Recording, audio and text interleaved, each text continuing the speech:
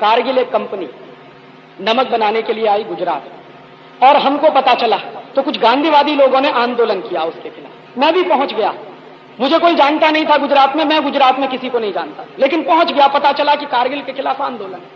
तो वहां पहुंचा तो लोगों से मैंने पूछा कि क्या करने वाले हैं, कि आंदोलन करेंगे, इस कंपनी को भगाना है। तो मैंने कहा ठीक है, मेरा नाम भी लिख लीजिए उसमें। अब हम निकले वहां से अहमदाबाद से, तो गांधीधाम पहुंचे जहां पे कारगिल का वो बनने वाला था। तो मैंने पता किया कि वो कारगिल आ कहां रहा है, कंडला बंदरगाह है गांधीधाम के पास। तो कंडला बंदरगाह के सामने एक वेट है, द्वीप है, सतसाइडा वेट, और वो करीब 70,000 हेक्टेयर का है। तो चिमन भाई पटेल की सरकार ने वो पूरा का पूरा द्वीप कारगिल कंपनी को दे दिया, और पता है किस भाव में दिया? 15 पैसे स्क्वायर फुट में। हमने पता किया कि इसके पीछे का रहस्य क्या है, तो खोजते खोजते इस नतीजे पर पहुंचे कि चिमन भाई पटेल का एक लड़का है, उस लड़के ने कारगिल कंपनी से जॉइंट वेंचर किया है, और इसलिए 15 पैसे स्क्वायर फीट में उन्होंने जमीन दे दी है, और वो जमीन पर कारगिल कंपनी का कारखाना लगेगा। फिर कारगिल कंपनी क्या है इसके बारे में पता किया तो पता चला कि वो अमेरिका की सबसे बड़ी प्राइवेट लिमिटेड कंपनी, और प्राइवेट लिमिटेड कंपनी के जो कानून होते हैं वो इस तरह के होते हैं कि आप अगर जानना चाहो कि ये कंपनी क्या करती है, तो वो कंपनी अगर नहीं चाहे तो बताएगी नहीं, आप पूछ नहीं सकते कि हम क्या करें। तो मैंने कहा कि भैया ये सतसाइडा वेट पे कारगिल वाले क्यों आ रहे हैं? बहुत दिन दिमाग घुमाते रहे। एक दिन उसका जवाब मिला कि सतसाइडा वेट पर ही क्यों आ रहे हैं, गुजरात में और कहीं जगह क्यों नहीं जा रहे हैं?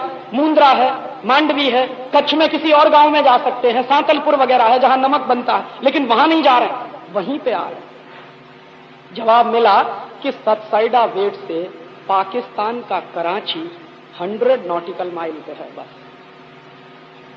और उस दिन दिमाग में सारा पिक्चर साफ हो गया कि ये क्यों आ रहे हैं कच्छ में। ये इसलिए आ रहे हैं कि अब गुजरात को कश्मीर बनाना, और अमेरिका के रिश्ते पाकिस्तान से कितने अच्छे हैं ये आप भी जानते हो, मैं भी जानता हूं। ये अमेरिका रोज पाकिस्तान को हथियार देता है।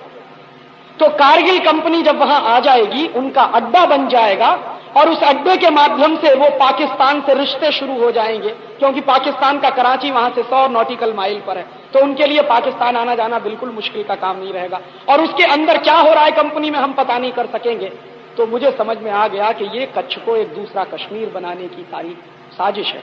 और फिर देखना शुरू किया तो हिंदुस्तान को घेर रहे, नॉर्थ ईस्ट में चीन बैठा, नीचे श्रीलंका में आग लगी हुई, उसके बाद आपका नॉर्थ ईस्ट से थोड़ा नीचे जाइए वहां भी आग लगना शुरू हो गई। कश्मीर और पंजाब में आग लगी ही रहती, अलग कश्मीर चाहिए, अलग पंजाब चाहिए, ये बात कहने वाले ही बहुत हैं।